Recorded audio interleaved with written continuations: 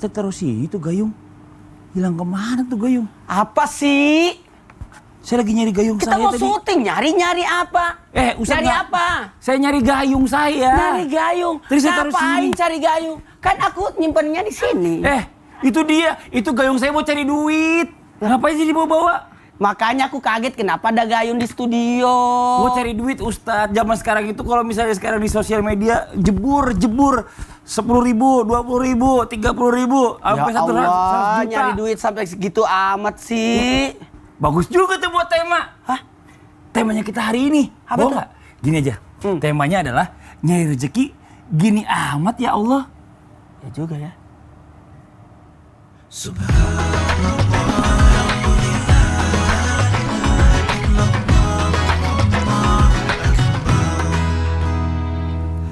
A'udzubillahiminasyaitonirrajim. Bismillahirrahmanirrahim. Assalamualaikum warahmatullahi wabarakatuh. Waalaikumsalam warahmatullahi wabarakatuh. Jamaah. Yeay. Oh jamaah. Yeay. Alhamdulillah. Alhamdulillahirrabbilalamin. Allahumma sholli ala Sayyidina Muhammad wa ala ali Sayyidina Muhammad. Jamaah Islam itu indah dirahmati Allah. Masya Allah. Alhamdulillah.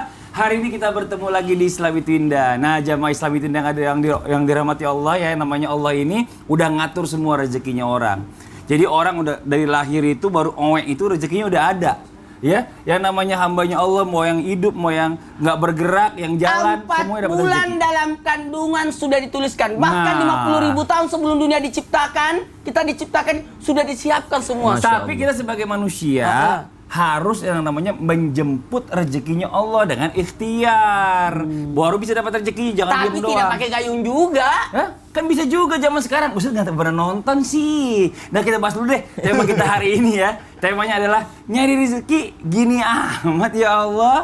Bagus nih. Nah buat jamaah yang ada di rumah juga, boleh nanti kita di segmen yang ketiga ada mention buat titip doa buat jamaah. Jadi buat jamaah yang di rumah yang mau titip doa mungkin buat kantornya, pengen naik jabatan. Pengen naik jabatan enak Sebenarnya tuh. tim Islam itu dia kreatif banget ya. Kenapa gitu? Bikin mindset apalagi yang namanya segmen titip Titip doa. doa. Kalau kita ini berarti didoain satu Indonesia. Masya Allah. Nah, Luar dalam biasa. guru-guru kita juga nanti didoain Iya. nanti satu Indonesia insya Allah mengaminkan. Aminkan Nah, ya. Ya, sebelum kita lanjut nih Ustadz Maulana nih, saya Iya. ada punya video tayangan. Video tayangan ada yang saya bilang tadi, ada seorang ibu-ibu ini live di sosial media malam-malam. Ya. Cari duit. Nah, ini dia tayangannya nih. Ya, ini buat jamaah Islam itu yang ada di rumah dengan berkembangnya yang namanya sosial media ini, orang nyari duit ini macam-macam bentuknya. Macam-macam juga orang meminta uluran tangan atau minta sedekah dari orang lain. Nah, kira-kira nih kalau kita lihat tadi ya, banyak orang yang melakukan hal ini nih, ayo buat minta sedekahnya gitu.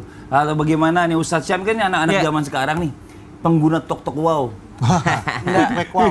Ada yang tahu nggak berita ibu tadi? Kenapa?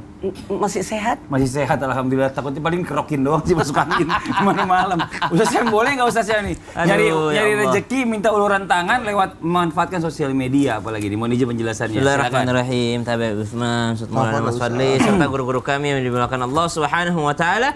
Bismillahirrahmanirrahim. Alhamdulillahirabbil alamin wassalatu wassalamu ala asyrafil anbiya'i wal mursalin sayyidina Muhammadin wa ala alihi wa sahbihi ajma'in. أصبحنا وأصبح الملك لله رب العالمين سبحانك لا علم لنا إلا ما علمتنا إنك أنت العليم الحكيم رب اشرح لي صدري ويسر لي أمري واحلل عقدة من لساني يفقهوا قولي واجعل لي وزيرا من أهلي آمين آمين آمين يا رب العالمين. Bagaimana hukum seseorang mencari rezeki ataupun mencari nafkah dengan cara meminta uluran tangan dari orang lain? Apakah itu dianggap mengemis di dalam Islam? Kalau bahasa mengemis di dalam Islam, yakni disebut dengan tasawul ataupun meminta-minta. Meminta-minta di sini ada yang diperbolehkan, ada yang diharamkan. Ada sesuatu yang memang mutlak tidak boleh di dalam Islam. Yang mana itu? Meminta-minta demi kepentingan diri sendiri. Nomor satu.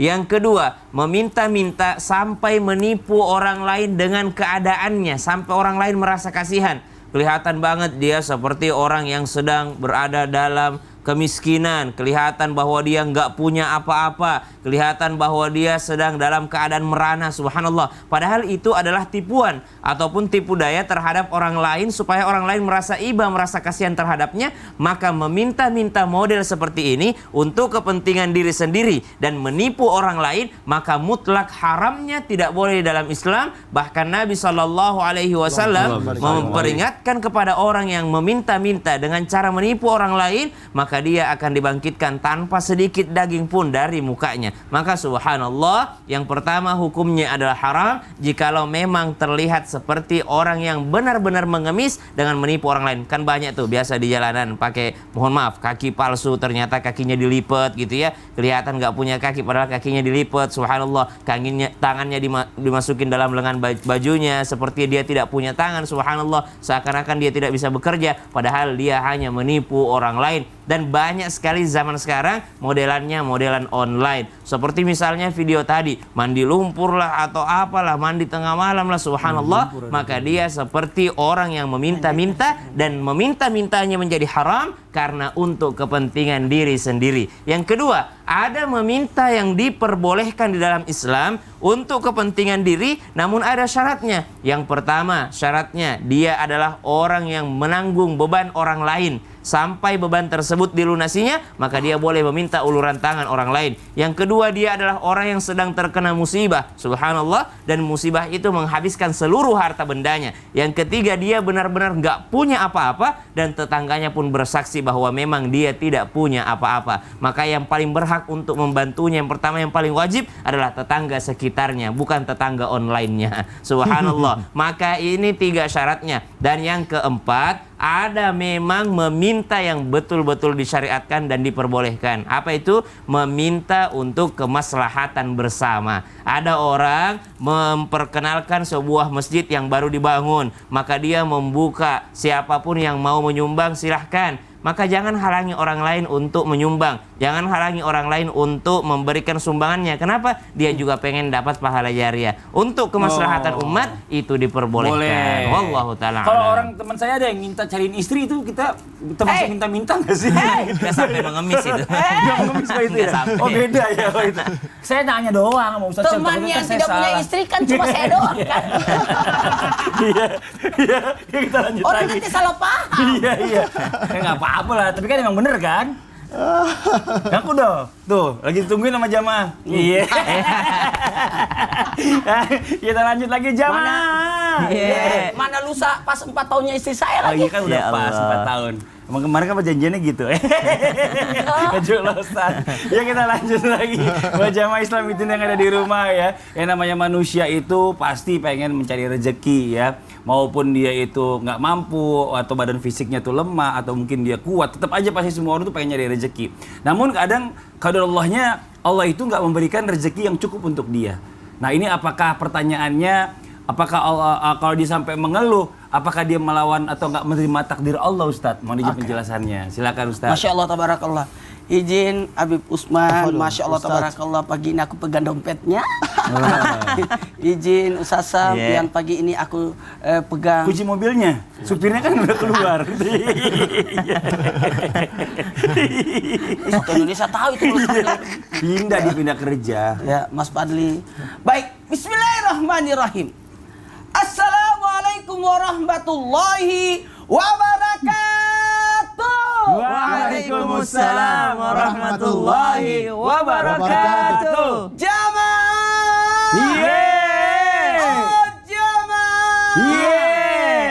Alhamdulillah. Alhamdulillahirabbil alamin. Allahumma shalli ala sayidina Muhammad wa ala ali sayidina Muhammad. Berbicara tentang rezeki, mengeluh akan rezeki. Ingat, itu takdir Allah. Rezeki, jodoh, ajal. 1, 2, 3. Rezeki, jodoh, ajal. Nah, alhamdulillah kita ini diberikan peluang yang sangat besar oleh Allah. Allah anugerahkan kita rezeki. Makanya kalau minta rezeki 5 yang diminta. Catat baik-baik, yang di rumah catat ya. Kalau minta rezeki 5 caranya. Ya Allah, berikanlah aku tambahan rezeki. Tambahan rezeki yang banyak, mudah, halal lagi berkah. Jadi jangan berkata, ya Allah kasih aku rezeki, kasih. Karena rezeki sudah ada persiapannya. Sudah disiapkan, sudah ditakar. Betul. Kalau kau minta rezekimu sampai takarannya habis, matilah kau.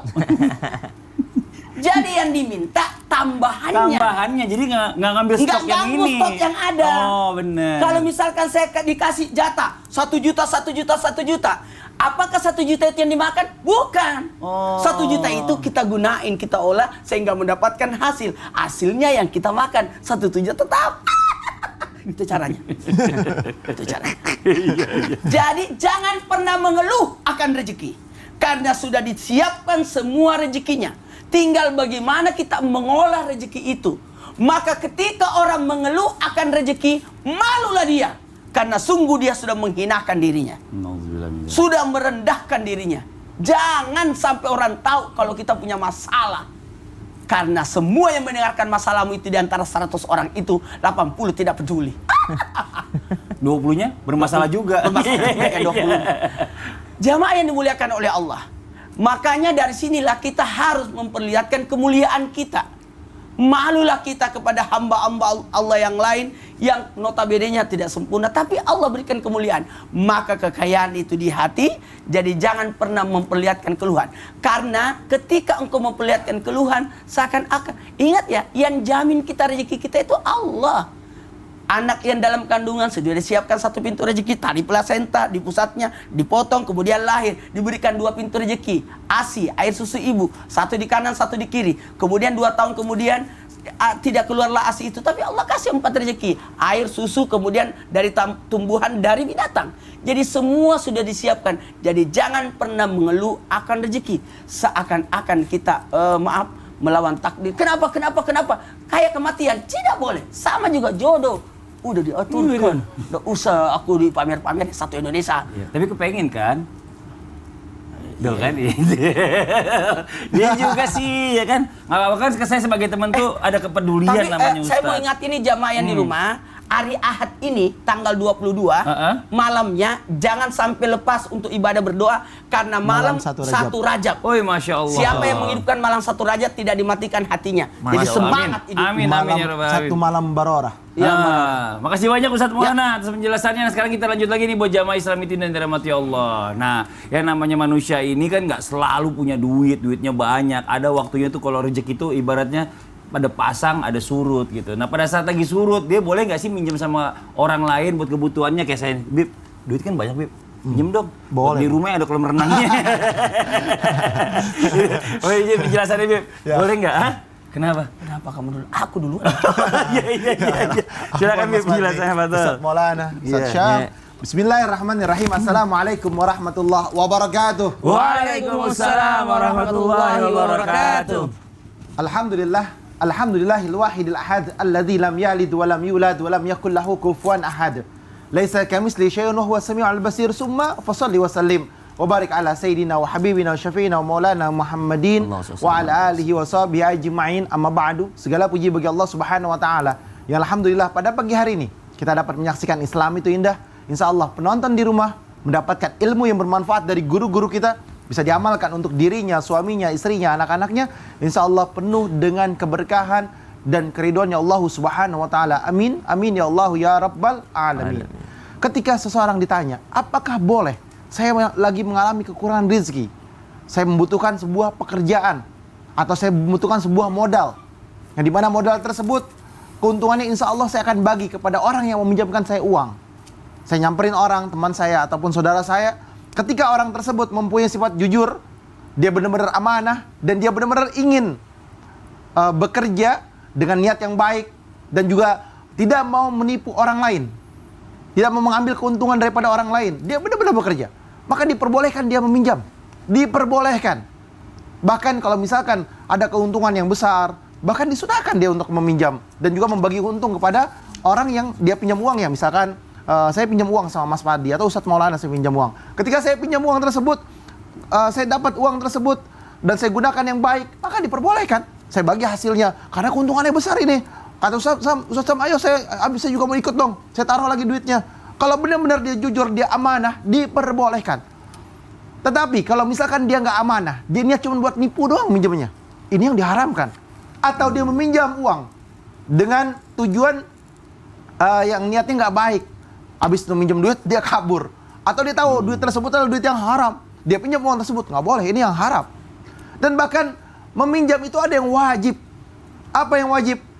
Ketika seorang tersebut tidak memiliki kain, tidak memiliki baju, dia pinjam barang tersebut atau dia pinjam inian tersebut, maka diperbolehkan. Bahkan kita kalau kita tahu dia nggak punya, kita kasih.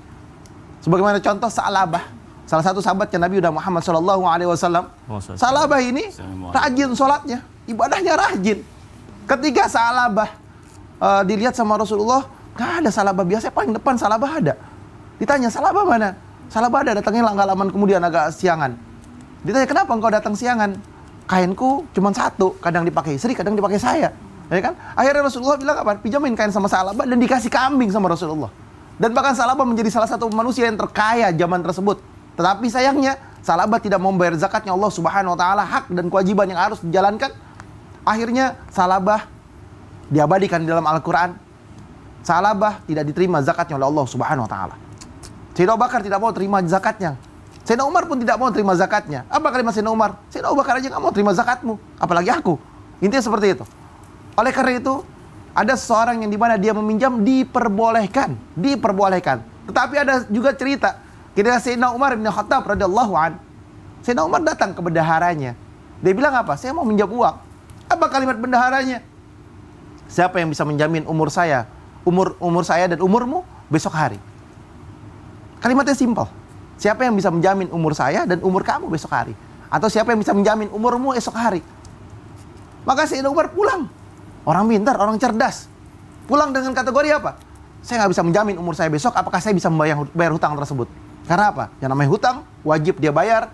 Bahkan kalau dia belum bayar hutang, waktu itu zaman Rasulullah tidak mau menyolatkan. Iya, nauzubillah min zalim. Makanya kita jangan sampai berhutang nih. Halo guys, lumayan guys nih, saya lagi syuting nih. Ada Habib Muhammad, ada Habib Usman, ada Ustadz Maulana, ada Ustadz Syam. Keren. Ya, jangan lupa di like, subscribe, dan juga di Lagi komen. ngapain sih? Oh, saya mau cari teman saya lagi, lebih banyak lagi sebelah sana ya. Jangan tambah ini nih.